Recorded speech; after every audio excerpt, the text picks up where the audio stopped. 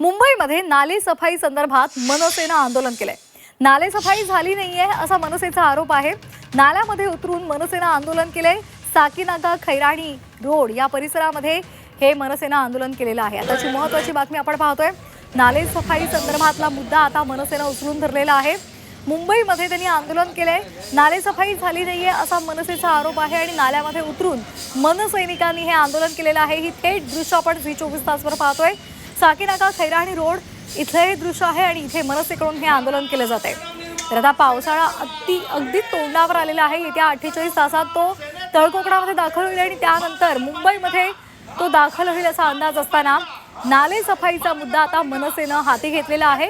नाले सफाई झालेली नाहीये असं मनसेनं सांगितलेलं आहे। त्या संदर्भातला आरोप आता मनसेचे कार्यकर्ते आणि नेते करतायत। अमोल पेडणेकर आमचे प्रतिनिधी आपल्याला या संदर्भातली माहिती देत आहेत। अमोल, महापालिकेकडून नाले सफाई केली गेलेली आहे अशा पद्धतीची माहिती दिली जाते, तर दुसरीकडे मनसेनं मात्र नाले सफाई संदर्भातला मुद्दा हाती घेत नाले सफाई झाली नाही असा आरोप केलाय।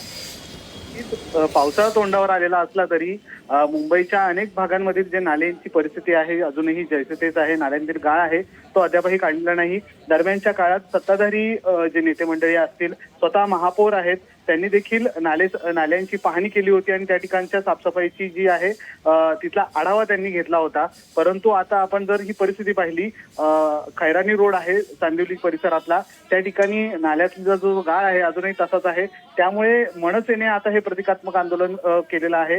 मनसेचे तिथले जे विभाग अध्यक्ष आहेत महेंद्र भानुशाली, त्यांच्यासह अनेक कार्यकर्ते आहेत, ते या नाल्यामध्ये उतरले आहेत आणि स्वतः नाल्याची साफसफाई करायला त्यांनी सुरुवात केलेली आहे। खरं तर हे प्रतिकात्मक आंदोलन आहे। गेल्या काही दिवसांपासून जर आपण पाहिलं तर महापौरांचे दौरे सुरू आहेत नाल्याची परिस्थिती पाहण्यासाठी आणि त्यात तरी देखील अशा प्रकारची परिस्थिती आहे अद्यापही मुंबईच्या अनेक ठिकाणी आहे ती दिसून येते।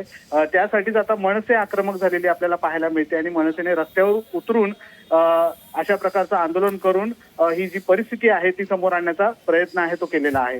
अगदी अमोल, आणखी एक महत्त्वाचा मुद्दा म्हणजे हा जो परिसर आहे इथे मोठ्या प्रमाणात वाहनांची ये-जा असते, वाहतूक कोंडीची समस्या असते आणि पावसाळा जर आला, पाऊस जर मोठ्या प्रमाणात पडला तर इथे मोठ्या प्रमाणात पाणी पण साठतं आणि त्यामुळे इथली नालेसफाई होणं हे खूप गरजेचं आहे आणि त्यामुळेच त्या संदर्भातली पूर्ण मागणी ही मनसेकडून केली जाते।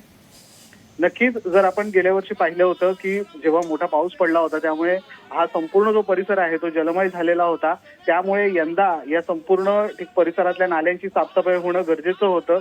यासाठी स्वतः महापौर स्वतः घाटकोपरला राहतात, त्यामुळे त्यांच्याच आजूबाजूच्या परिसरामधला जे नाले आहेत त्यांची साफसफाई खरं तर प्रामुख्यानं करणं गरजेचं होतं। महापौरांच्या दौरे देखील या ठिकाणी वेळोवेळी झाले होते।